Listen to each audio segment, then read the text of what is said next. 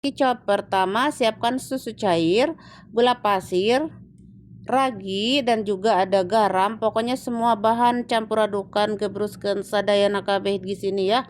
Bahannya itu. Ini untuk resep sudah saya tulis di layar kaca ya. Ini tuh udah ngajeblak ya teman-teman. Lanjut kita campur adukan semua bahan dan uleni ya hingga kalis. Nah, aduk-aduk dulu seperti ini, dan kalau misalkan merasa adonannya itu lengket, maka taburi tepung sekeprul-keprul maya. Nah, sekarang kita uleni di bawah seperti ini. Uleninya pakai tangan aja kayak nyuci baju, hingga kalis ya teman-teman. Jadi di sini saya ngulenin paling 4 menitan lah gitu ya, hingga tercampur aja. Kalau sudah tercampur mah balikin lagi ke baskom dan tutup, dan diamkan si adonan ini 1 jam ya hingga mengembang. Dan setelah 1 jam kita lihat adonan sudah mengembang. Kemudian di sini kita akan bagi menjadi 4 bagian. Selanjutnya dibulatin, dironding dulu seperti ini, bulat-bulatkan ya. Kalau sudah, simpan di wadah seperti ini, lalu tutup dan diamkan si adonan ini 10 menit.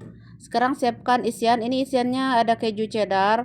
Nanti ini kan kita parut dulu ya. Tidak semuanya saya pakai, cuman separohnya aja ya, sedikit aja, secukupnya aja ya pokoknya mah. Oke, ini sudah lentur, sudah 10 menit. Sekarang kita bentuk ya. Nah, untuk cheddarnya sudah saya parut. Nah, seperti ini ya. Nah, cuma segini saya pakai. Selanjutnya kita akan bentuk isi ya. Pertama, pipihkan tuh bagian pinggirannya, biarkan di tengahnya itu mucunghul gitu ya kalau bahasa Sunda mah. Kalau bahasa Indonesia mah nggak tahu apa. Pokoknya bagian tengahnya itu tebel belah gitu teman-teman. Lalu kasih isian dan digemol-gemol, dibulet-buletin, dibungkus kayak gini ya. Seperti ini. Oke, semuanya sudah saya isi dengan keju, dan sekarang ini harus didiamkan ya biar lentur. Aku diamkan ini 20 menitan ya teman-teman. Dan ini setelah 20 menit udah lentur sekali. Sekarang pipihkan ya seperti ini, gilas tipis-tipis. Nah, kayak gini tuh, seperti ini ya, kayak mau bikin hubus gitu ya. Saya bikin lagi, pokoknya semua pipihkan ya biar tinggal memanggang saja atau membakar. Nah, sekarang panaskan teflon, lalu bakar tamisnya karena di sini tanpa oven ya, jadi kita pakai teflon. Nah, jangan lupa basahi atasnya, tangan kita basahi, terus dibuat pori-pori seperti ini. Tujuannya agar tidak melendung ya. Kalau misalkan nggak seperti ini, nggak dibuat pori-pori, nanti melendung kayak hubas teman-teman. Jadi wayahnya harus ditusuk-tusuk ya dengan garpu, jari atau apa aja. Tentu kan tangannya juga udah bersih ya teman-teman. Nah, pokoknya mah kalau sudah dibalik, kita pokoknya mah bolak-balik hingga warnanya itu keemasan kecoklatan. Nah, jadi seperti ini ya teman-teman cara membuat roti tamis tanpa oven mah ya. Jadi buat teman-teman yang tidak punya oven ya boleh dicoba ya. Dan buat besti-besti yang sudah request silahkan cobain ya di rumah biar bisa makan tamis.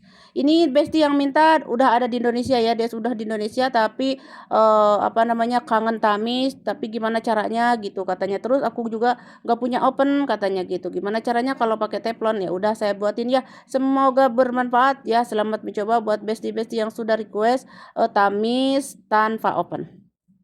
Oh ya, di sini aku memakai keju. Jadi buat kalian yang tidak mau pakai keju juga nggak apa-apa. Tapi harus ada cocolnya ya atau kuahnya. Seperti itu ya.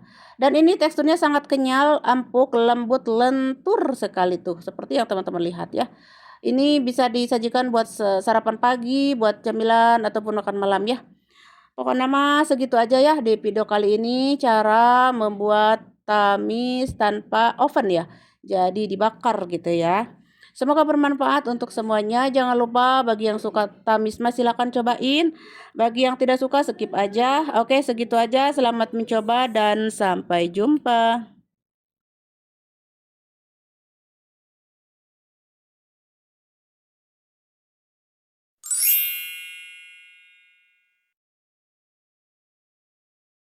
Masukkan susu cair hangat dan juga ragi dan gula pasir. Lanjut aduk-aduk hingga tercampur merata. Untuk bahan sudah aku tulis di layar kaca ya.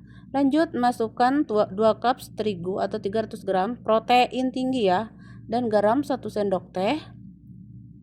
Aduk-aduk hingga tercampur. Yang terakhir masukkan minyak sayur 40 ml. Aduk-aduk kembali hingga tercampur. Selanjutnya di sini akan saya uleni dengan tangan ya, tanpa mixer. Kalaupun mau pakai mixer juga boleh ya, lebih bagus.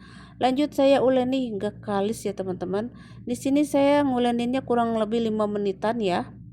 Cara nguleninnya seperti nyuci baju, kadang aku banting juga tuh seperti ini. Pokoknya mah hingga kalis we-nya tuh ya teman-teman. Nah, kalau sudah tutup dengan baskom tadi dan diamkan 1 jam. Dan setelah 1 jam kita lihat adonan sudah mengembang sekali. Lanjut di sini saya kempiskan dulu ya. Kemudian dibagi-bagi adonannya menjadi 5 bagian. Selanjutnya setelah dibagi-bagi mah dironding dulu, dibuletin hingga bulat-bulat bulenang seperti ini. Dan kalau sudah saya letakkan di wadah seperti ini, dan di sini adonan yang sudah dibagi-bagi teh sudah dironding ini tutup ya dan diamkan 10 menit hingga lentur wenya tuh udah lentur udah 10 menit. Sekarang siapkan bahan isian yaitu keju cheddar.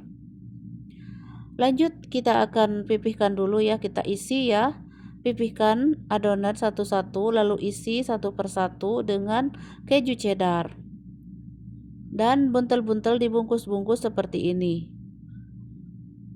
tuh, gampang ya, pleplet dulu tuh seperti ini.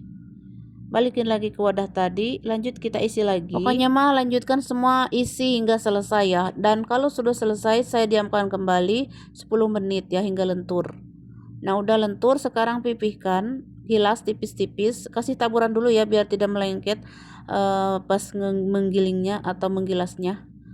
Pipihkan aja tipis seperti ini, sebesar piring tuh kayak gini tipis ya. Dan di sini akan saya pipihkan semuanya ya.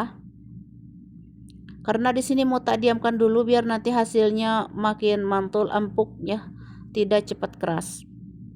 Nah, kalau sudah letakkan di wadah seperti ini, dialasi dengan serbet bersih ya, khusus roti bukan untuk kekeset ya.